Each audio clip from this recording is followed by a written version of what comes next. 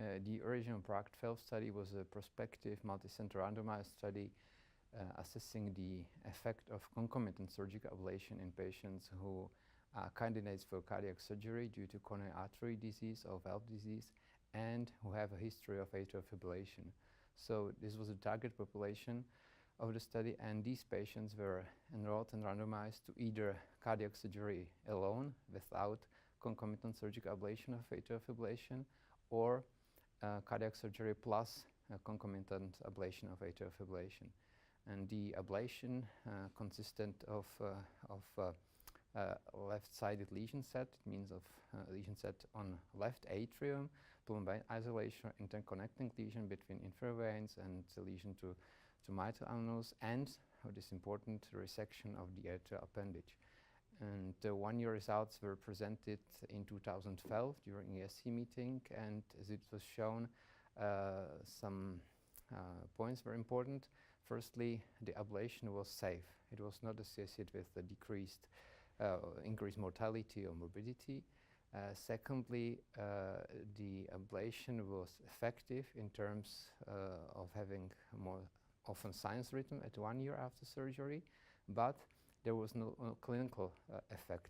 The patients who underwent surgical ablation had no improvement in clinical endpoints.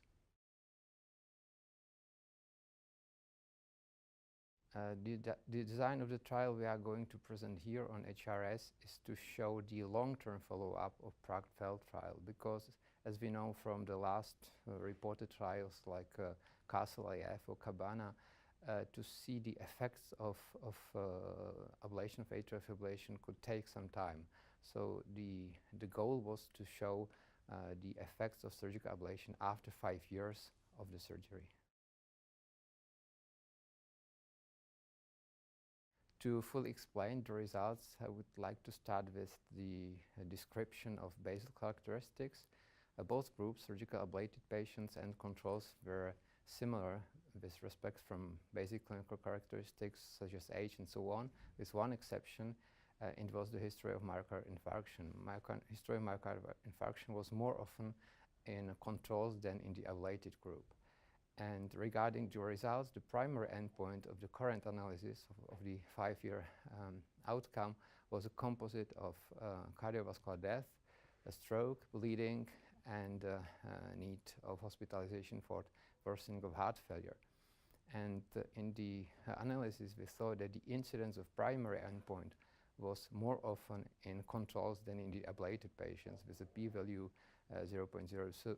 It means that surgical ablated patients had a better prognosis than controls. However, after adjustment of all covariables, including history of myocardial infarction, including coronary artery disease, the difference was not more statistically significant with p-value 0.06.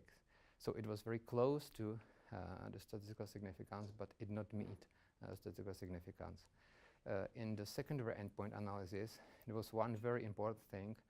The incidence of stroke was decreased in surgically ablated patients, and this decrease remained significant even after adjustment of all covariables, including history of myocardial infarction and including coronary artery disease. It means that the surgical ablation plus the resection of left appendage was associated with decreased risk of stroke in the future.